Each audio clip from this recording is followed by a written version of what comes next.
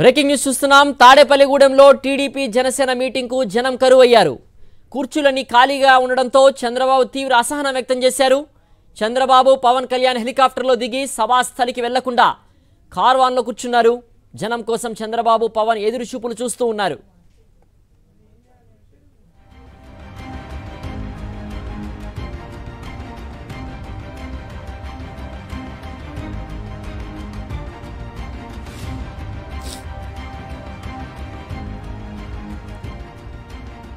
తాడేపల్లిగూడెంలో TDP Janasena meeting కు జనం కరువయ్యారు.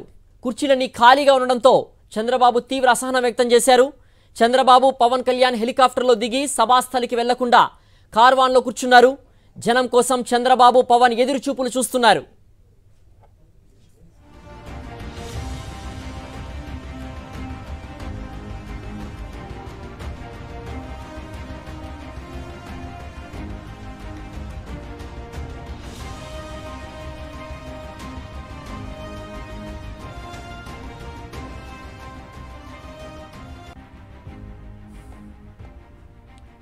తాడేపల్లిగూడెంలో TDP Janasena meeting కు జనం కరువయ్యారు. కుర్చీలన్నీ ఖాళీగా ఉండడంతో చంద్రబాబు తీవ్ర అసహనం వ్యక్తం చేశారు. చంద్రబాబు పవన్ కళ్యాణ్ హెలికాప్టర్ దిగి సభాస్థలికి వెళ్లకుండా కార్వాన్లో కూర్చున్నారు. జనం కోసం చంద్రబాబు పవన్ ఎదురు చూపులు చూస్తున్నారు.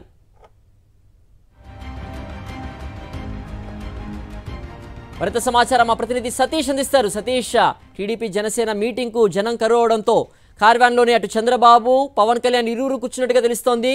దీనికి సంబంధించిన పూర్తి అప్డేట్స్ ఏంటి? సిద్ధేశ్వర్, పులిని చూసి నక్క వాతలు పెట్టుకున్నట్టుగా వైఎస్ఆర్ కాంగ్రెస్ పార్టీ సిద్ధాంత సభలు చూసి దానికి పోటీగా మేము కూడా సభలు పెడతామంటూ రెండు పార్టీలు కలిసి పెట్టుకున్నటువంటి తాడేపల్లిగూడెం సభ తుస్సుమంది. ఇప్పుడు సమయం 5:30 గంటలు కావస్తుంది. వాస్తవానికి ఈ సభను 3 గంటల నుండి 5 గంటల లోపు నిర్వహించి 5 గంటలకల్లా ముగిస్తామని చాలా స్పష్టంగా ముందు నిర్ణయించిన షెడ్యూల్లో చెప్పారు. సో చంద్రబాబు కూడా పవన్ కళ్యాణ్ ఇద్దరు కూడా వేదికపైకి వచ్చేసరికి మొత్తం ప్రసంగాలు పూర్తి చేసి 3 గంటల నుండి 5 గంటల నాటికే ఈ సభను ముగించేసుకుందని చెప్పారు. కానీ ఆశ్చర్యంగా చూస్తే జనం నుండి కనీసం తెలుగుదేశం పార్టీ జనసేన కార్యకర్తల నుండి కూడా ఆశించినటువంటి స్పందన వాళ్ళకి రానటువంటి పరిస్థితి. 6 లక్షలు కాదు కదా, కనీసం 1/2 లక్ష కూడా జనం రానటువంటి పరిస్థితి ఉంది. అందుకనే దాదాపుగా చంద్రబాబు అదేవిధంగా పవన్ కళ్యాణ్లు సభ తాడేపల్లిగూడెం చేరుకున్నారు. హెలికాప్టర్లో వెళ్ళిన తర్వాత అక్కడి నుండి సభ వేదిక మీదకి రాకుండా జనం కోసం ఎదురు చూస్తున్నటువంటి పరిస్థితి. ఇద్దరు కూడా ఏవైతే కార్వాన్లో వెయిట్ చేస్తూ ఉన్నారో జనం వచ్చేంత వరకు, జనం పూర్తిగా బయట తరలిస్తున్నటువంటి జనం వచ్చేంత వరకు కూడా వెయిట్ చేయాల్సినటువంటి పరిస్థితి నెలకొంది. ఇప్పటికే ఉమ్మడి తూర్పుగోదావరి, ఉమ్మడి పశ్చిమ గోదావరి, ఉమ్మడి కృష్ణా జిల్లా 3 జిల్లాలకు సంబంధించినటువంటి సభ అయినప్పటికీ కూడా వాస్తవానికైతే 6 లక్షల మందితో సభ అని చెప్పి 8,000 కుర్చీలు వేశారు. కనీసం 60,000 మంది కూడా నిండా కంటే కూడా తక్కువ ప్రాంగణంలో ఈ సమావేశాన్ని కేవలం 21 ఎకరాల విస్తీర్ణంలో పెట్టారు. అందులో 13 ఎకరాలకు సంబంధించి గ్యాలరీల కోసం వినియోగించినటువంటి పరిస్థితి. సో చాలా స్పష్టంగా ముందుగానే ఊహించారు. ఎందుకంటే ఇటీవల జరిగినటువంటి పొత్తు అన్నది కూడా పూర్తిగా వికటించి ఒకవైపు తెలుగుదేశం పార్టీ, ఇంకొకవైపు జనసేనలో ఒకవైపు ఆందోళన కొనసాగుతున్నాయి. నాయకుల్లో కూడా ఎక్కడ కూడా స్పందన కనిపించలేదు. కార్యకర్తల్లో పూర్తిగా వెగటు ఏర్పడింది టీడీపీ జనసేన పార్టీల మీద. ఈ నేపథ్యంలో ఆ సభ పైన ఆ ప్రభావం చాలా స్పష్టంగా కనిపించింది. సో తెలుగుదేశం పార్టీ జనసేన పార్టీలు ఏవైతే కొద్ది రోజుల కిందట 6 లక్షల మందితో ఈ సభని భారీగా నిర్వహిస్తాం, ఆంధ్రప్రదేశ్ రాష్ట్రంలో వచ్చే ఎన్నికలకు సంబంధించి దిశానిర్దేశం చేస్తామని చెప్పినటువంటి పరిస్థితి. కానీ దిశానిర్దేశం చేస్తామన్నటువంటి ఈ జెండా సభకి జెండా పట్టుకునేటువంటి కార్యకర్తలే రానటువంటి పరిస్థితి. సో ఈ నేపథ్యంలోనే దాదాపుగా ఎవరైతే తెలుగుదేశం పార్టీ కార్యకర్తలు అటు తూర్పుగోదావరి, పశ్చిమ గోదావరి ఉన్నటువంటి 34 నియోజకవర్గాలు, అటు కృష్ణా జిల్లా ఉంటే 15 నియోజకవర్గాలు, మొత్తం రాష్ట్ర వ్యాప్తంగా దీన్ని ఒక రాష్ట్ర సభగా నిర్వహించారు. సో ఈ అన్ని నియోజకవర్గాల నుండి ఎక్కువ మొబిలైజ్ చేయాలని చెప్పారు. ఒక్కొక్క నియోజకవర్గానికి 10,000 మందిని తీసుకురావాలని చెప్పి టార్గెట్ పెట్టారు. కానీ ఏ నియోజకవర్గం నుండి కూడా 10% కూడా జనం వచ్చినటువంటి పరిస్థితి లేదు. సో ఇప్పటికీ కూడా అక్కడ కుర్చీలు ఖాళీగా దర్శనమిస్తున్నటువంటి పరిస్థితి. కనీసం నాయకులు ఎవరైతే ఉన్నారో నాయకులు కూడా కనిపించినటువంటి పరిస్థితి ఉంది. సో చాలా వరకు ఎవరైతే అలకబూడినటువంటి నాయకులందరూ కూడా దూరంగా ఉన్నారు. ఇప్పటికే కృష్ణా జిల్లాలో ఉన్నటువంటి అవనగడ్డ నుండి మండల బుద్ధప్రసాద్ వర్గం బాయ్కట్ చేసింది. మరొక వైపు పెడన్లో ఎవరైతే జనసేన నాయకులు ఉన్నారో వాళ్ళు బాయ్కట్ చేశారు. ఏలూరులో ఇంకొక వైపు జనసేన కార్యకర్తలే నిరసన తెలుపుతూ ఉన్నారు. ఏలూరు ఏ జిల్లాలో అయితే సభ జరుగుతుందో అక్కడ మాజీ మంత్రి గొల్లపల్లి సూర్యారావు ఇవాళే షాక్ ఇచ్చి వైఎస్ఆర్ కాంగ్రెస్ పార్టీలో కూడా చేరారు. మరొకవైపు మాజీ మంత్రి పీతల సుజాత కూడా ఈ సమావేశాన్ని బాయ్కాట్ చేసిన పరిస్థితి. సో ఒకవైపు అనేక రాజకీయ వివాదాలు రాజకీయంగా వరుసగా ఉన్నటువంటి నాయకులందరూ కూడా దూరం అవుతూ ఉన్నారు. ఇంకొక వైపు సభకి చూస్తే జనం రానటువంటి పరిస్థితి. సో తెలుగుదేశం పార్టీ జనసేన పార్టీలు దీన్ని ఒక ఎన్నికలకు దిశానిర్దేశం సభగా భావించారు. ఆ దిశానిర్దేశం సభలో కూడా అట్టర్ ఫ్లాప్ అయ్యి దాదాపుగా చంద్రబాబు పవన్ కళ్యాణ్ వెయిట్ చేయాల్సిన పరిస్థితి. సో అనుకున్నటువంటి సమయం కంటే ఇప్పటికీ 3.5 గంటలు ఆలస్యమైంది. వాస్తవానికి 2 గంటల నుండి ప్రారంభించి 3:30 కల్లా సభా వేదిక మీదకి చంద్రబాబు పవన్ కళ్యాణ్ చేరుకొని 5 గంటల కల్లా ఈ సభను ముగించాలన్నది వాళ్ళ ప్రణాళిక. దానికి తగ్గట్టుగానే ఏర్పాట్లు చేశామని చెప్పారు. కానీ ఇప్పుడు 5:30 అవుతోంది, ఇప్పటికీ కూడా వేదిక మైకి చంద్రబాబు పవన్ కళ్యాణ్ చేరుకోలేనటువంటి పరిస్థితి.